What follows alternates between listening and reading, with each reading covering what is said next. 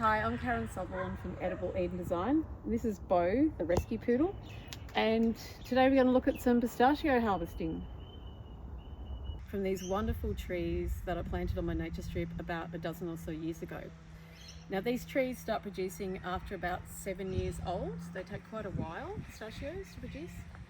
They're planted as a male and female pair, which is what you need for the wind pollination from the male to the female to produce the nuts. So you can see this is the female on this side. And I could have planted them actually the other way around because the prevailing wind comes from the park at the end of our street, and that would probably lead to better pollination. But even so, we've had quite a lot of nuts on this tree, like a few kilos. So I planted them as a duo, which means there's two trees growing quite closely together and being trained as one canopy. And it's a good space-saving measure to use, or tactic to use. You can do that for varieties that need two varieties for pollination, or also in this case a male and a female for pollination. So these are doing quite well.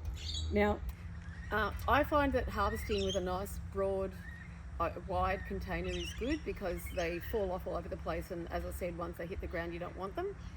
So I bring the branch over, and it is a bit awkward with as one person, but you just have to touch them, and see, yeah, you lose them unfortunately really easily, and just touching them, they're falling off quite easily, really easily. We tried picking bunches with snips, but you end up with a whole lot that are just not ready, and we find that it's much more useful to do it this way. Commercially, they put tarps on the ground and just bang the tree and let them fall, a bit like olives, but this is quite a good method when you've only got a small amount and you want to be looking at each bunch carefully. And here's a couple more. You just have to touch them, or pick them really lightly is what I'm saying. You don't have to be firm with your grip, because if you are, you'll find that you've got pistachios that are not ripe, and they don't ripen after they come off the tree, and so you just wasted them.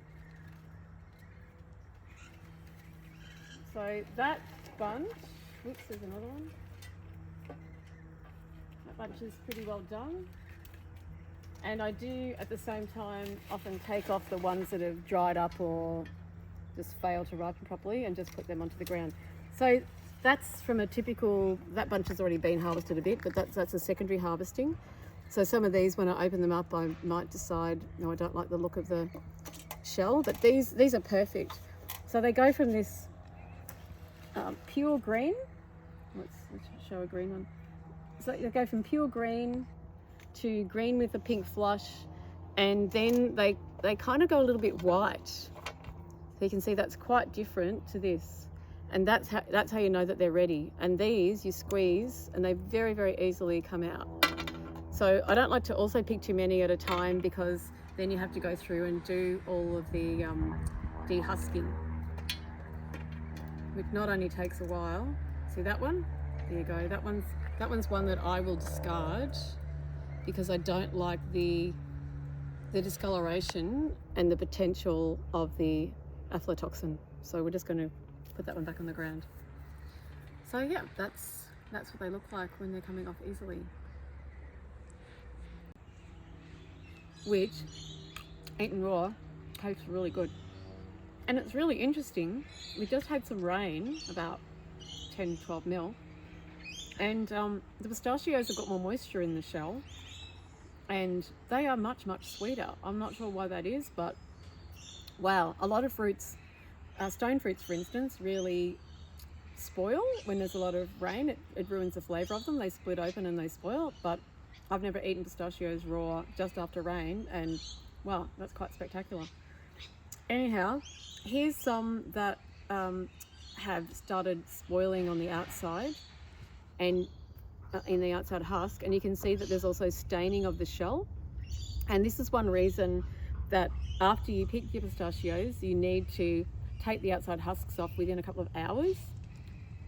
That's what's recommended anyway, to avoid this staining of the shell. You can see some staining there.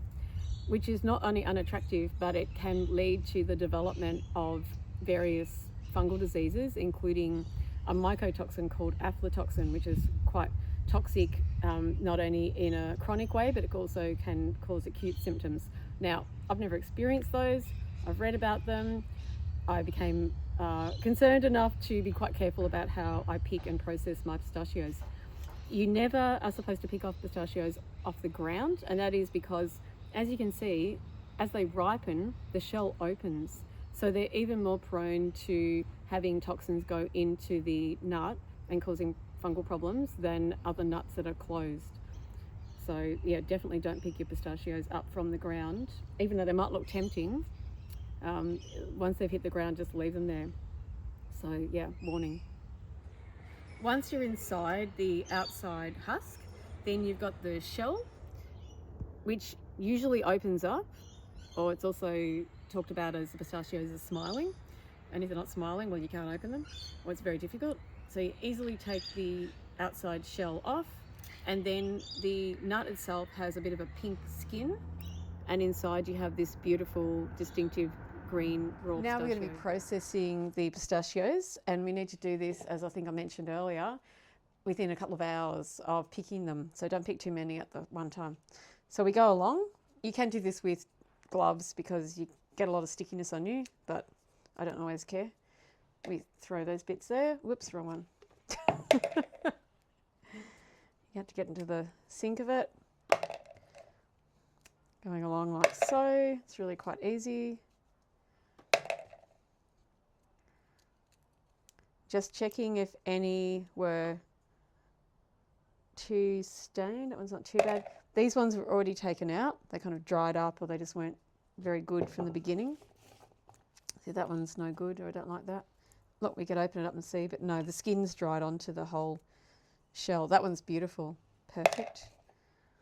Sometimes they're just a little bit tougher, and you can put your thumbnail through, and they're probably slightly underripe, but quite okay. That one's already come off. It's good to do this outside because there's the odd insect in here that I don't really want in my house too much. So we're going through, and this is to avoid the shells getting stained and the potential rise. So this is to prevent the shells getting stained and the potential introduction, or development I should say, of aflatoxin, which is quite dangerous. Yeah, sometimes the outside husks have come off just in the transition from the tree to the bowl, transporting bowl, so harvesting bowl. It's really quite quick. So yeah, you can see how it is a little bit time consuming, but if they don't come off easily when you pick them, if the husk doesn't come off easily, then they're not ripe. Which the first year or so, I spent a lot of time trying to peel off the husks, and what I hadn't realised is that they weren't ripe. Oops. Now, this one, we don't use it because it's been on the ground. We can follow the 3-second rule, give it a rinse and eat it, but we don't want to save that one because there's the risk of the aflatoxin. Because the risk is higher with pistachios than other nuts, because when they're ripe, or as they ripen, the shell splits and the husk splits, and so there's more chance for the introduction of diseases. So that's probably still okay. So yeah, we go along like so. Quite good to do with a friend. We did a whole lot the other night. Yeah, so once you get the hang of it. And then these need to be, well, you can either put them in an oven for 10 hours, which is a little bit long, especially in hot weather when these are ripening, or you can put them into a dehydrator, which is what I did, and then you can just pop them into a room, a ventilated room, and close the door, and 10 to 12 hours on the highest setting of a household dehydrator was enough to have them be crispy and dry, but not over dry. It worked quite well. So that worked really well. Yeah, see, I'm sort of putting aside the ones that are not easy to get off to come back to later. Or like these ones we picked the other day, they came off and they won't open. They don't ripen any further, so they just get discarded. Same as that one. No point to keeping that. Yeah, there you go.